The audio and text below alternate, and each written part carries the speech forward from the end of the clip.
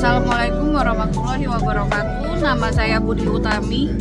Saya mahasiswi semester 1 Ilmu Hukum di UMRI, Universitas Muhammadiyah Riau.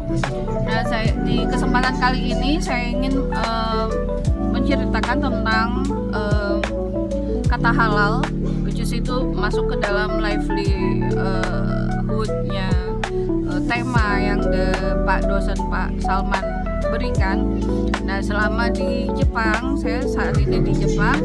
Selama di Jepang saya mengunjungi beberapa kota, termasuk Kyoto. Nah, di Kyoto beberapa hari yang lalu saya ada rapat dan diskusi dengan beberapa teman seniman untuk program dan proyek yang akan kita lakukan ke depan. Nah, saat itu adalah waktu makan malam. Jadi saya sudah bilang bahwa saya tidak bisa minum alkohol dan saya tidak bisa makan di tempat makan yang ada pork, atau ada babi jam. Nah, akhirnya kita sepakat, mereka juga sepakat untuk mencari rumah makan halal, restoran halal, which is itu nggak sesusah dulu. Di Jepang sudah cukup gampang ditemui yang namanya restoran halal. Ada restoran Turki, ada restoran lainnya juga. Nah, kita makan, dan ketika makan itu dua orang teman saya ini, Yohei Kiyoyama, dia seorang doktor di Kyoto University yang pernah memberikan kuliah umum di UMRI tahun 2022, saya ajak. Dan yang satu lagi adalah Yahata Aki. Aki ini seorang dokter umum yang bekerja sehari-hari di unit gawat darurat di salah satu rumah sakit di Kyoto. Tetapi dia lebih menyenangi kehidupannya sebagai seniman. Nah, jadi ketika makan timbul pertanyaan dari mereka, sebenarnya itu halal itu apa sih? Gitu. Lalu kemudian saya mencoba menjelaskan bahwa konsep halal itu tidak hanya tentang pork and beef atau pork and chicken, bukan hanya tentang daging babi atau daging sapi, bukan hanya tentang daging babi dan daging ayam, tetapi juga kita harus melihat dari asalnya.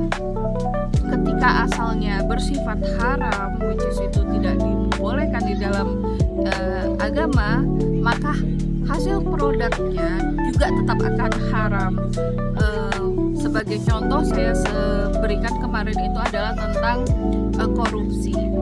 Ketika kamu mendapatkan duit dari hasil korupsi, lalu duit itu kamu belanjakan untuk kebutuhan keluargamu, which is itu sebenarnya good, itu bagus, dengan barang-barang yang halal, makanan yang halal, tetapi aslinya, sumbernya itu haram, hasil korupsi, maka melekatlah sifat haram itu tadi.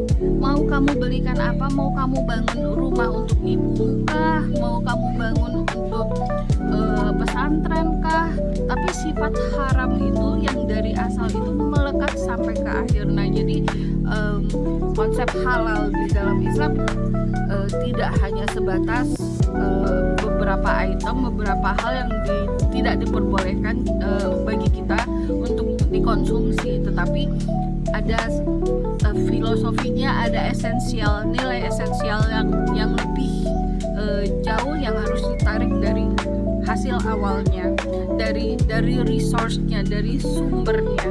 Nah, untuk video saya yang singkat ini cukup sekian. Semoga teman-teman juga